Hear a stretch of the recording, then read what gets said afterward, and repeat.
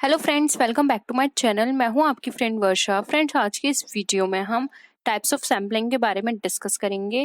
लेकिन friends, video को start करने से पहले प्लीज़ मेरे चैनल को सब्सक्राइब कर लीजिए, और अगर आपने चैनल को सब्सक्राइब कर लिया है तो इस वीडियो को लाइक कीजिए और अपने फ्रेंड्स के साथ शेयर कीजिए। तो चलिए फ्रेंड्स, आज की इस वीडियो को स्टार्ट करते हैं। Random sampling. In random sampling, we select the sample randomly. For example, there is a equal chance of selecting every item, but it is a case of without replacement. यानी कि friends, random sampling के अंदर ऐसा जो हमारे पास object होता है उन सबको इक्वल चांस दिया जाता है, लेकिन यहाँ पे इक्वल चांस दिया जाएगा अगर वो बिना किसी रिप्लेसमेंट के है तभी। नेक्स्ट है simple random sampling. Simple random sampling में we select the sample randomly and there is equal chance of selecting every item and replacement occurs, so size remains the same. Friends, simple random sampling and random sampling दोनों ही same है, बस difference यहाँ इतना है कि random sampling में equal chance सभी ऑब्जेक्ट को नहीं मिलते हैं, जबकि सिंपल रैंडम सैम्पलिंग में इक्वल चांस सभी ऑब्जेक्ट को मिलते हैं। रैंडम सैम्पलिंग में एक कंडीशन आ जाती है जैसे कि बिना किसी रिप्लेसमेंट के होना चाहिए, जबकि सिंपल रैंडम सैम्पलिंग में किसी भी तरह की कोई भी कंडीशंस नहीं है। अब हम बात करते हैं next, stratified sampling. In this type of sampling we convert heterogeneous data in homogeneous form and then select the sample random.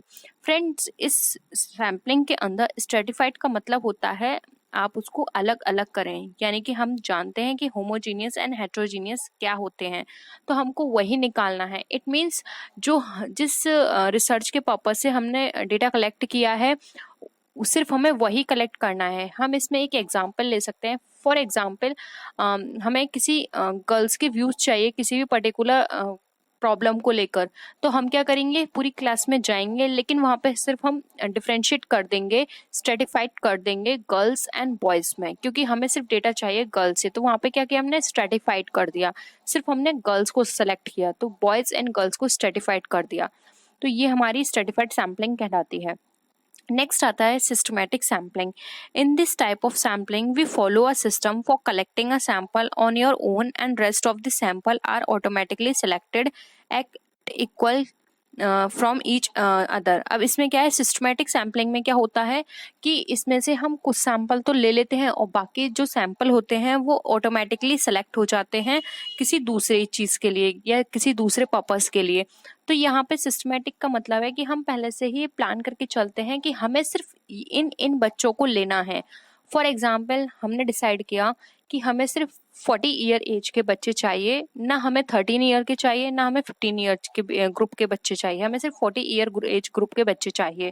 तो ये क्या थी, ये सिस्टमैटिक थी। हमने पहले से प्लान करके रखा था कि हमें सिर्फ इसी एज के बच्चे चाहिए, तो हमने सिर्फ वहाँ से सिर्फ 40 एज ग्रुप वाले बच्चों को सेलेक्ट कर लिया और बाकी सारे रिमेनिंग हमारे रह गए। ठीक है।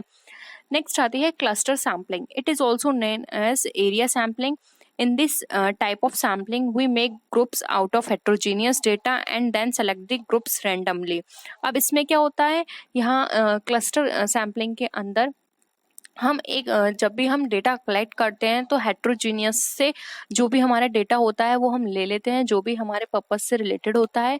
उसके बाद हम एक ग्रुप बना देते हैं उसका, और फिर देखते हैं कि जो ग्रुप्स हमने बनाए हैं उसमें से कोई सा भी एक ग्रुप उठा लिया जाता है। ठीक है। तो इस तरह से ग्रुप्स बना दिए जाते हैं। फॉर एग्जांपल, मुझे किसी क्लास से 50 स्टूडेंट्स मैंने सेलेक्ट किए। उस 50 स्टूडेंट्स में से मैंने 10 स्टूडेंट्स के 5 ग्रुप बना दिए। अब उन 5 ग्रुप में से मैं किसी भी 2 ग्रुप को उठाकर अपना जो मेरी रिसर्च है मैं उसको कंडक्ट करूँगी उन दोनों ग्रुप के ऊपर। तो यहाँ पे मैंने क्या किया, पहले मैंने उन 50 स्टूडेंट्स को पूरी क्लास से लिया, उसके बाद उन 50 स्टूडेंट्स को 5 ग्रुप में डिवाइड किया और फिर उनमें से रैंडमली मैंने 2 ग्रुप उठा लिए अपनी रिसर्च के लिए। तो वो कहलाते हैं क्लस्टर सैम्पलिंग, जिसमें छोटे छोटे ग्रुप्स बना दिए जाते हैं। नेक्स्ट आता है multi stage sampling. In this type of sampling we use same और different method of sampling to study the cases. अब इसमें क्या है, मल्टी स्टेज सैम्पलिंग में क्या होता है कि हम जो हमारे पास जो प्रोसीजर है या तो हम उसको फॉलो कर सकते हैं या फिर हम डिफरेंट मेथड ले सकते हैं सैम्पलिंग के, उसके अकॉर्डिंग हम देख सकते हैं। अब डिफरेंट मेथड में हमारा कोई भी मेथड हो सकता है जिसको हम फॉलो करें, हम रैंडमली ले सकते हैं हम क्विज के बेसिस पे ले सकते हैं, हम उनकी इंटेलिजेंसी के बेसिस पे ले सकते हैं, हम किसी भी बेसिस पे ले सकते हैं। ये डिपेंड करता है हमारे ऊपर या फिर हमारे जो रिसर्च है उसके पर्पस के ऊपर। तो इसमें मल्टी स्टेजेस होती हैं जिसको सभी स्टेज को क्रॉस करना जरूरी होता है। उसके बाद ही हम डिसाइड करते हैं कि हमारा जो ग्रुप है वो किस तरह का होना चाहिए या फिर जो हमारा डेटा है हमें जहाँ से कलेक्ट करना है वो हमारा किस तरह का होगा। तो फ्रेंड्स ये थी हमारी रैंडम सैम्पलिंग। अब हम बात करते हैं नेक्स्ट नॉन रैंडम सैम्पलिंग, जिसको हम नॉन प्रोबेबिलिटी भी बोलते हैं। इसके अंदर फर्स्ट आता है हमारा purposive sampling. Friends, purposive sampling, in this type of sampling the conclusion is predetermined and then we select the same sample accordingly. Friends, इसके अंदर हमारा पर्पस पहले से प्रीडिटरमाइंड है, हमें पता है कि हमारा पर्पस ये है रिसर्च करने का और हमें इस तरह के रिजल्ट चाहिए, तो हम उसी तरह से जो डेटा होता है उसको कलेक्ट करते हैं।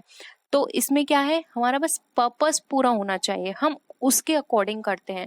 अगर एक तरह से देखा जाए तो ये बायस हो सकती है इस तरह की सैम्पलिंग, क्योंकि हमने सिर्फ अपने पर्पस को देखते हुए उस डेटा को कलेक्ट किया है, जबकि हमने वो डेटा कलेक्ट नहीं किया जो कि हमारी रिसर्च को अफेक्ट करे।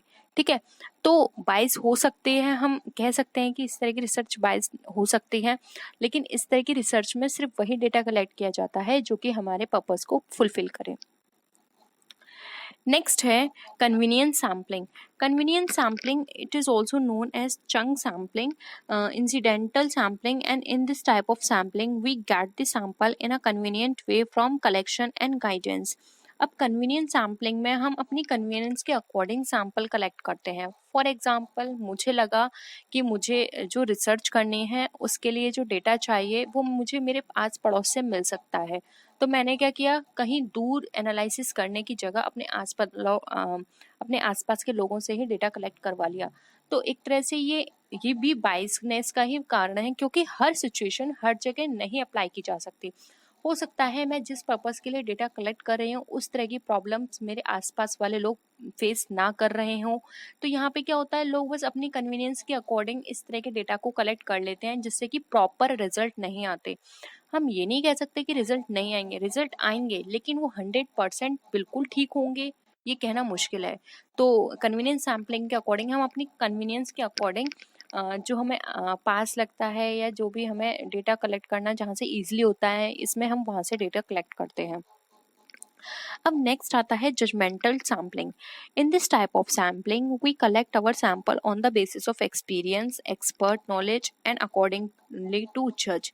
अब जजमेंटल सैम्पलिंग के अकॉर्डिंग हमें बहुत सारे पैरामीटर्स हम देखते हैं। फर्स्ट देखते हैं हम एक्सपीरियंस, एक्सपर्ट नॉलेज देखते हैं, उसके अकॉर्डिंग यहाँ पर हम सैम्पलिंग कलेक्ट करते हैं। तो इसके अंदर हमें सिर्फ ये देखना है कि हम जिससे ये डेटा कलेक्ट कर रहे हैं उसको उस बारे में कितनी नॉलेज है, वो क्या एक्सपर्ट है या उस चीज़ में या नहीं, तभी हम उसे सैम्पलिंग करते हैं।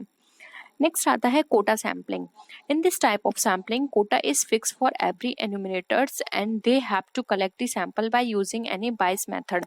अब इस मेथड के अंदर क्या होता है, एक कोटा फिक्स कर दिया जाता है कि हमें अपनी रिसर्च में इतने परसेंट फीमेल लेनी है, इतने परसेंट मेल लेने हैं। तो ये क्या है, कोटा सैम्पलिंग है। अब हम इसको कम नहीं कर सकते, हमें जितना कोटा दिया गया है फीमेल के लिए हमें उतना फीमेल लेना है, और जितना कोटा हमें मेल के लिए दिया गया है उतने ही हमें मेल सैंपल लेने हैं। तो इस तरह से क्या होता है, कोटा सैम्पलिंग के थ्रू हम एक नंबर डिसाइड कर देते हैं कि हमें फीमेल का इतना नंबर चाहिए और मेल का इतना नंबर चाहिए, और उसके अकॉर्डिंग हम अपनी रिसर्च को कंडक्ट करते हैं। नेक्स्ट आता है snowball sampling. In this type of sampling we study the rare cases such as AIDS patient and then according to their reference we collect the sample.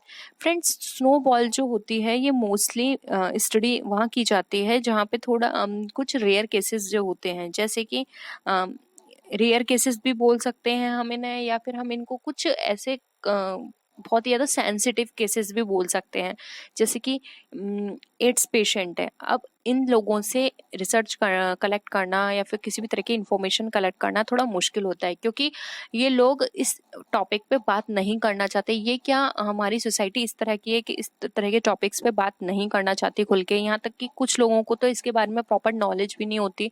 तो इस तरह की चीज़ों के लिए एक स्नोबॉल सैम्पलिंग की जाती है। उसके अंदर हम जो भी हमारे जो इस तरह की चीज़ें होती हैं या इश्यूज होते हैं, ये ज़्यादातर इसी सैम्पलिंग के अंतर्गत रिसर्च किए जाते हैं। तो फ्रेंड्स ये थी हमारी रैंडम सैम्पलिंग, जिसको हम बोलते हैं नॉन प्रोबेबिलिटी सैम्पलिंग भी। तो फ्रेंड्स आई होप आपको सैम्पलिंग क्लियर हो गया होगा। किसी भी तरह की कोई भी क्वेरी हो तो आप नीचे कमेंट सेक्शन में लिख सकते हैं।